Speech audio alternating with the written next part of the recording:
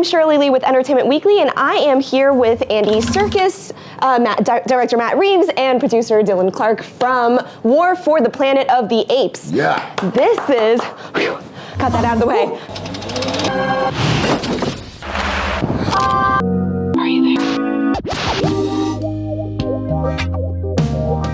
This is the third installment to this franchise, and I want to start with you, Matt. War refers to, obviously, the war between humans and apes, but what else does it refer to as far as Caesar goes? Well, you know, I mean, obviously the movie's a grand-scale war film, and the apes are pitted against the humans, but really, it almost primarily is about the war within Caesar, because, you know, in the last film, Koba basically started the war because he couldn't bear the idea of living side by side with his captors, and he had seen too much horrors through their hands. And in this film, what happened, you know, Andy's character is completely haunted by having had to kill Koba, and by the idea that maybe the war could have been averted. But as events escalate, he ends up being wounded so desperately by the losses among the apes that he starts to feel the kind of hatred that Koba feels, and the war within his heart is his humanity. Will he be able to transcend, or will he fall like Koba did? Andy, how do you view your character after playing him for 3 films now? You know, where is he at this point? He's no longer the toddler Caesar we saw in Rise, and he's not. He certainly is not. No, I mean, he's gone from toddler through to kind of rejected teenager, through to revolutionary, through to a statesman, and now through to a leader in a time of war. So it's but throughout that, I mean, what Matt and Mark Bombat did with the writing of the character was to really. He's been pushed in lots of different directions throughout the course of the great arc of the character, and as Matt says, you know, this one is about the darkest that he goes to, but he loses his empathy for the first time. I mean, Caesar's a pretty empathetic character, but even for him, it's affected him so deeply that he's began to seek this path of revenge, and he's only pulled out of it by the posse that follow him. So it's been an amazing kind of incredible ride. Yeah, and it's not just an internal battle, right? He also has a new adversary, though. I know, Matt, I know you guys have said he's not exactly a bad guy, but he's tell an me, adversary for sure, yeah. Right, tell me more about Woody Harrelson's new character, the Colonel. Well, you know, the way that Koba was sort of the biggest adversary for Caesar in the last film, we feel like we always want to make sure that we understand that they come to their, what you would call villainy, in an honorable way. And the truth is that, you know, the humans are in a desperate place. It's an extreme world. And so he needs to be an extreme leader from his perspective. And the journey toward him, like, you know, basically the story is very much from Andy's point of view, from Caesar's point of view. And there are all these atrocities that are occurring. And you're like, how could anyone do those things? And as Caesar gets closer to him and as they finally engage, he comes to understand and empathize with him, even though they're on opposite sides. So he's a pretty cool, he's pretty extreme. He's really cool.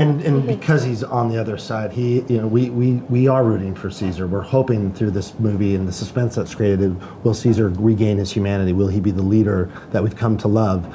And you know, Woody's character is on the counter to that. So in that sense, he's not a mustache twirling bad guy, but he's formidable. But he's fighting for humanity. So what else can he do? Him. Yeah, right. But he's easily as kind of psychologically and emotionally complex as Caesar is, and that's where the interest lies. You know. So you're meant to empathize with both human and ape. Yes, You understand them. Yeah. Even though you might feel like the actions that Woody's character takes are too extreme, you look at it and you say, I don't know, in that situation, if I might not be driven to do the same. Dylan, I want to ask you, last night at the special presentation, you said that this was the biggest film so far. Can you elaborate a little more on that? I know this is the first time you guys have scenes in the snow. What else is there? This was the first time we really had enough prep time to give Matt and Andy the tools that they need to go out and be ambitious. You know, oftentimes we're sprinting into these productions with, you know, one hand tied behind our back. We made the last film with basically a first draft, and this time Mark and Matt really were able to write a great story,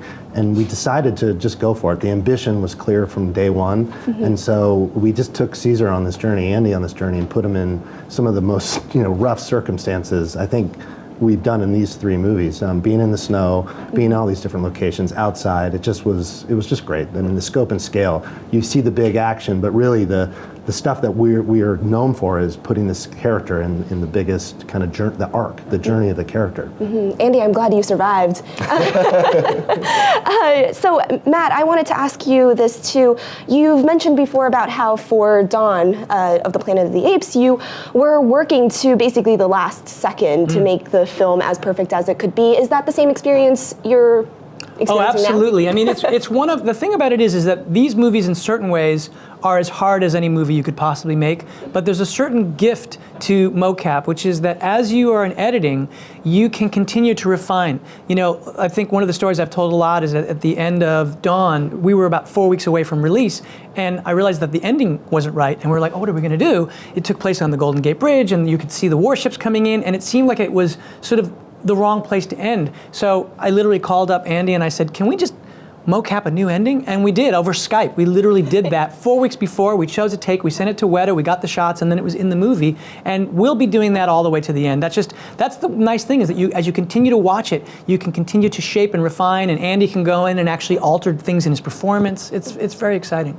Are the 3 of you thinking about an end for Caesar's story? I mean, we reach him now at this point where he's a leader. Are we going to see, the next installment being Caesar in a midlife crisis? I don't know what's happening there. Midlife crisis. Yeah, I guess he did. I mean, the thing about it is that I think that what we felt for this series of films and this arc is that he starts sort of from humble beginnings, right? And he becomes a revolutionary in Rise. And then in the next film, he has to move from being a revolutionary to being a leader, looking for peace in a really difficult time. And this is a war story that pushes him through to an extreme place. And our thought was that if he is this figure who would have created all that, if there was an equal human, that person would become like a god.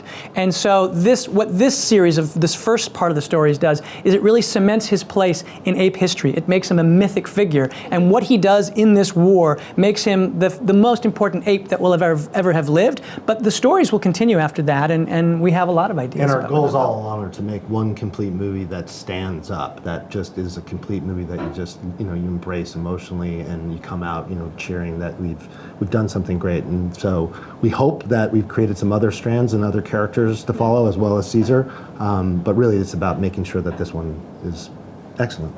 Okay, well then to wrap up, I do have to ask, there has been that internet meme about Harambe, the girl that was shot in Cincinnati Zoo. Yeah. What do you think that says about ape and human relations, especially because this is what your films have been about?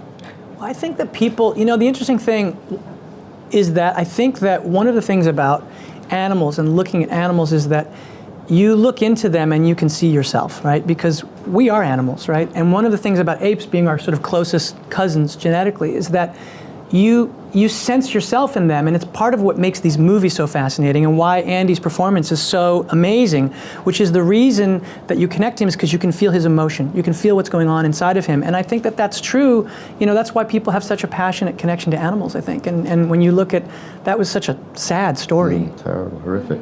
But also, I mean, since we've been making these movies, there's been a huge move forward in terms of, the change of law and keeping chimpanzees in captivity is no longer legal because they to be kept against. I mean, I think it's to be kept against their will in a contained space is actually now an illegal thing to do because they have rights which are akin to human rights. So that's a massive. I mean, that's a massive step forward in the last few years.